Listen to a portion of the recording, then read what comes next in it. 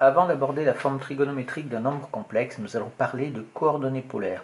Alors, dans le plan, on sait que quand on veut repérer un point avec ses coordonnées, on a un repère OUV, donc orthonormal de préférence, et ici dans ce chapitre c'est le cas, et on va ici donc repérer avec les pointillés. On voit bien qu'on forme un rectangle ici, c'est pour ça que les coordonnées classiques avec lesquelles on travaille, on appelle ça les coordonnées rectangulaires d'un point. Mais on peut repérer un point d'une façon différente. Alors c'est ça, les coordonnées polaires, c'est-à-dire que ici, pour repérer le point, il faut toujours le repérer de manière unique, c'est-à-dire que vraiment que ça soit vraiment extrêmement précis. Donc qu'est-ce que je fais? Je prends le point M et on décide en fait de le repérer par sa distance, ici la distance du point O, de l'origine du repère au point M, et l'angle orienté de vecteur qu'il y a entre le vecteur U, le premier vecteur du repère, et le vecteur OM que l'on peut avoir. On le détermine bien ainsi, de façon unique, parce que l'angle est orienté. Si on prenait un angle géométrique, on n'aurait pas l'unicité, puisqu'on pourrait aller de l'autre côté aussi. Donc la distance OM, on va appeler ça le rayon polaire du point M, et l'angle orienté de vecteur, on va appeler ça l'angle polaire du point M. Et à partir de ce moment-là, donc j'ai dit l'angle polaire ici et le rayon polaire ici. Et le couple donc va constituer le couple de coordonnées polaires du point M dans le repère polaire OU. Alors ce repère polaire OU, je l'ai mis entre parenthèses, mais on le met souvent entre crochets pour la bonne et simple raison que on peut travailler avec les deux types de coordonnées, avec les coordonnées rectangulaires et les coordonnées polaires. Quand il peut y avoir des confusions, eh bien on écrit entre crochets tout ce qui concerne les coordonnées polaires.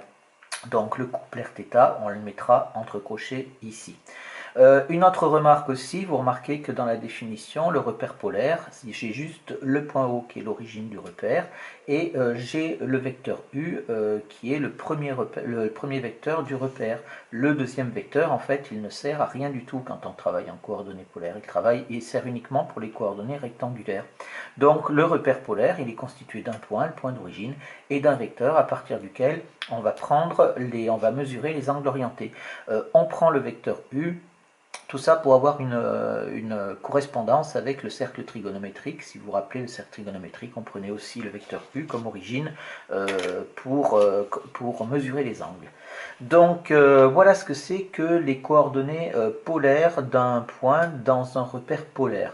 Alors maintenant, il faut parvenir à passer donc, des coordonnées polaires aux coordonnées rectangulaires et inversement. Alors pour faire ça, on a ici, on prend M un point, donc il a pour coordonnées AB dans le repère orthonormal OUV et Rθ dans un repère polaire. Donc vous voyez que ici, dans cet exemple, j'ai les deux. Donc ici, je suis obligé d'avoir une notation différente pour bien distinguer les coordonnées polaires des coordonnées rectangulaires.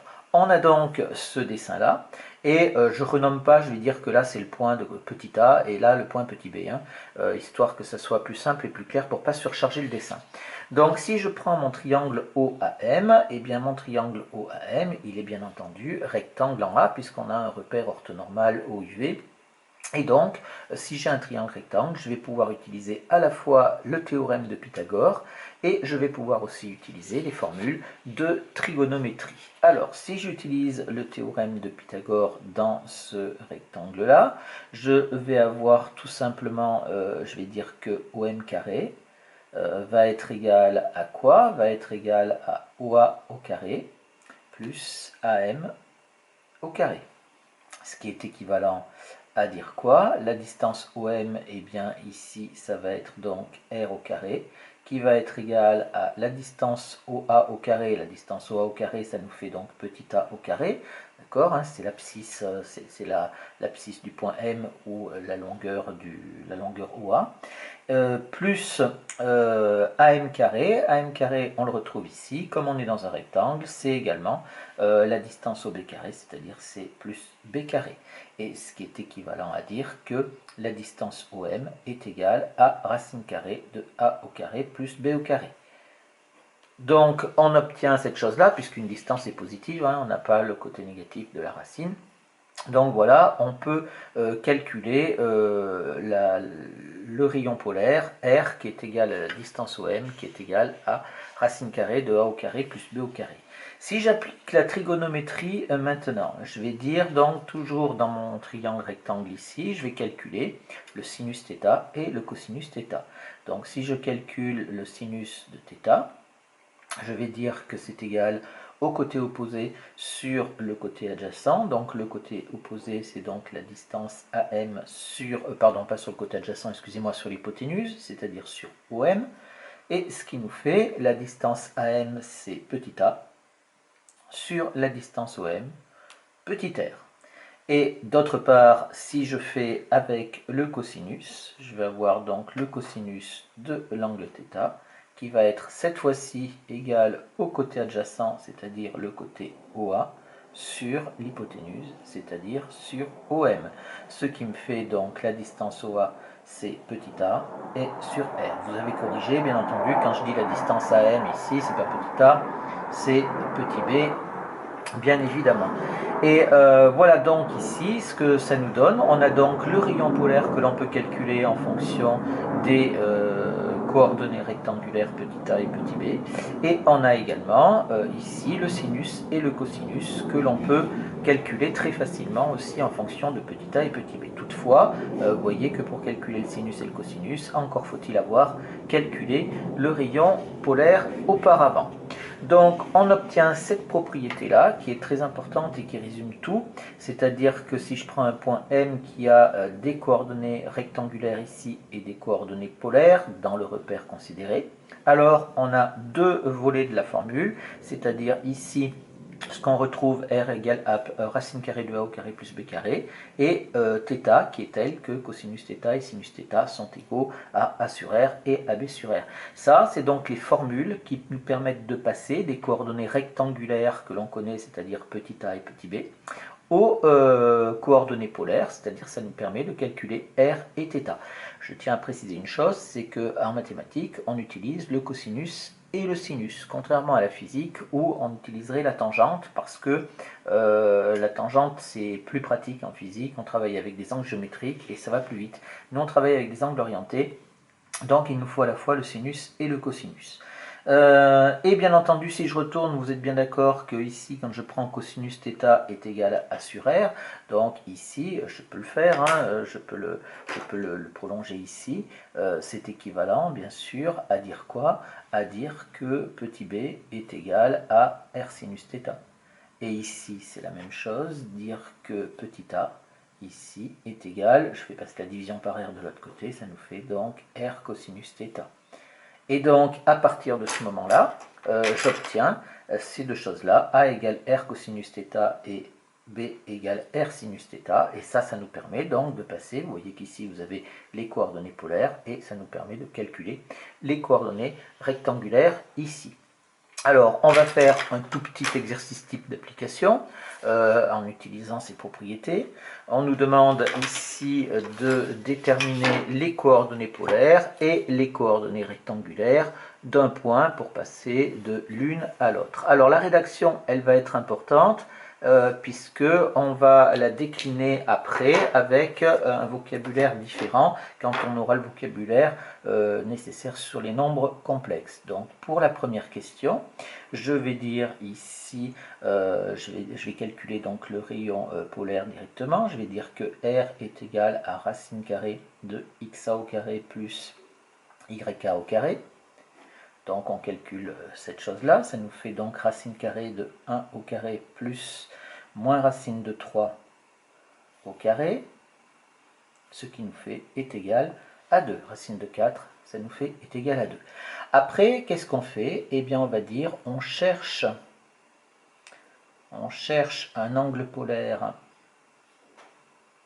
quand je suis un angle polaire ou un angle orienté de vecteur, hein, θ, tel que, et on va donner donc les deux valeurs du cosinus et du sinus. Le cosinus θ est égal donc à xa sur r, c'est-à-dire est égal à 1 demi, et le sinus θ est égal à yk sur r, c'est-à-dire moins racine carrée de 3 sur 2. Et ici, quand on cherche un angle, maintenant, vous voyez que, bien sûr, on tombe sur des valeurs remarquables. Et là, il y a un impératif, c'est qu'il faut impérativement connaître les valeurs remarquables et donc la totalité du cercle trigonométrique. Ici, il est hors de question de le faire à la calculatrice, sauf si vous ne tombez pas sur une valeur remarquable. Donc ici, on va dire, d'après le cercle trigonométrique, on va pouvoir dire que θ va être égal, alors le cosinus vaut 1/2 et le sinus vaut moins racine de 3 sur 2, ça nous fait θ qui est égal à moins pi sur 3. Le cosinus est positif et le sinus est négatif, alors bien entendu plus k de pi, k appartenant à z ici. Alors là, je mets plus k de pi, je les ai tous. Étant donné que j'ai trouvé un angle polaire, je prendrai uniquement moins pi sur 3. Donc j'ai trouvé le rayon polaire, j'ai trouvé l'angle polaire. Conclusion. Eh bien, je vais pouvoir dire que mon point A pour coordonnées ici, donc R en premier, c'est-à-dire 2, et ensuite moins pi sur 3, dans le repère polaire OU. Donc voilà, très facile pour cette rédaction. Faites attention, c'est toujours on cherche un angle polaire tel que, et on a les deux avec un système, avec une accolade. Pour la deuxième question, c'est encore plus simple. On a donc ici xb, et ben, on sait que c'est égal à r cosinus θ. Donc c'est égal à 3 fois le cosinus de 3π sur 4. Et donc ça nous fait est égal à 3. Le cosinus de 3π sur 4, c'est exactement la même chose. C'est un angle remarquable, donc vous devez le connaître parfaitement. Et le cosinus de 3π sur 4, c'est moins racine de 2 sur 2. Ce qui nous fait donc moins 3 racine de 2 sur 2 ici. Et si je regarde pour yb, c'est égal à r sinus θ, c'est-à-dire 3 sinus de 3π sur 4. Et le sinus de 3π sur 4, c'est racine de 2 sur 2. Racine de 2 sur 2, ce qui nous fait donc 3 racine de 2 sur 2. Je rappelle que ici aussi, il est absolument indispensable de connaître les valeurs remarquables du cercle trigonométrique pour le faire rapidement sans perdre de temps. Dans les devoirs, c'est comptabilisé comme étant évident et donc ne prenant pas de temps pour réfléchir, pour trouver les valeurs remarquables. Conclusion, il faut quand même répondre un minimum à la question, c'est que le point B a pour coordonnées donc moins 3 racine de 2 sur 2 et 3 racine de 2 sur 2 dans le repère OUV. Comme c'est le repère normal, orthonormal, et on a les coordonnées entre parenthèses.